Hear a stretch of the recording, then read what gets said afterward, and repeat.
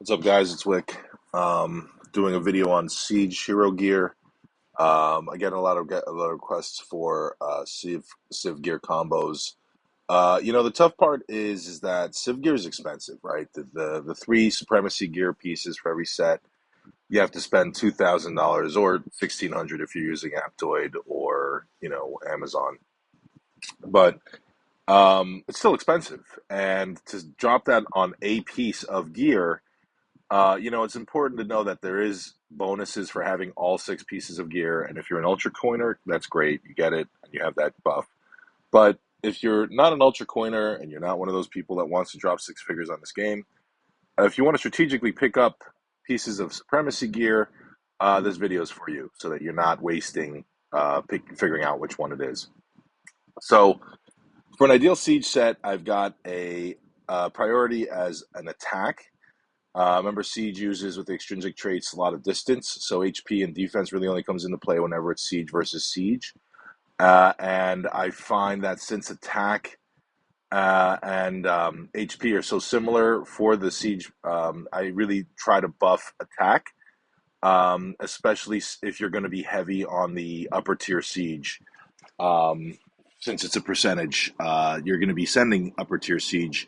I think attack really should take priority over HP and defense. It's arguable. Again, there's mechanics, and we did have gone over them in other videos. But for me, I wanted attack to be number one. So for my set, I have high on times four, which is weapon bracers, boots, and legs, and then two abyss in there for the chest and helmet. Again, a lot of that plays to the set bonuses for the 4 and 2 while you keep it even. This is them on my Siege General.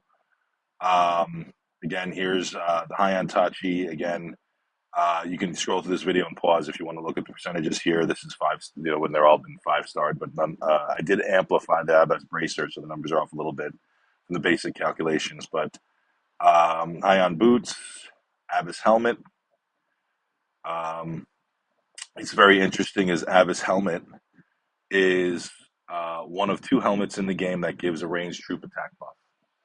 So when trying to do the ranged troop Civ gear, and I'll do that in another video, I'll probably do that tonight. But the Abyss helmet really is tough because it does give a significant siege bonus of siege attack. You see that in that set attribute with green of 15%, which is hard to come by, and we'll go through it again in depth with ranged. High on leg armor, high on bracers. Again, this one I did amplify. This is what you get. You get a 265% siege attack buff on here with 255% of that being universal. HP being 70% and defense 70%. And you get a ton of debuffs here, which it's nice to see them actually being spread out, but more focused on siege and range, which are the two troops that you're really going to be hitting with your siege, rather than, being aimed at mounted around, which, on the bottom, those are significant buffs for attack and defense, but is it really going to make a difference if they're ground troops or the uh, mount troops are on your siege? No, it's not. And so those are kind of just moot. But the siege and range buffs do play. Debuffs do play at the bottom there. So that's my set. Again, I mentioned on the mount video, you guys have better sets. You guys have better ideas. You guys have other suggestions. I'd always love to have that conversation as long as it's a conversation and not name calling. Man, you guys need to sometimes chill. I don't know. I wonder if it's just the pandemic's made everybody a little crazy about this game, but uh, yeah, like I said, I'd love to hear from you guys in a constructive way if you guys have suggestions or a better set. Thanks.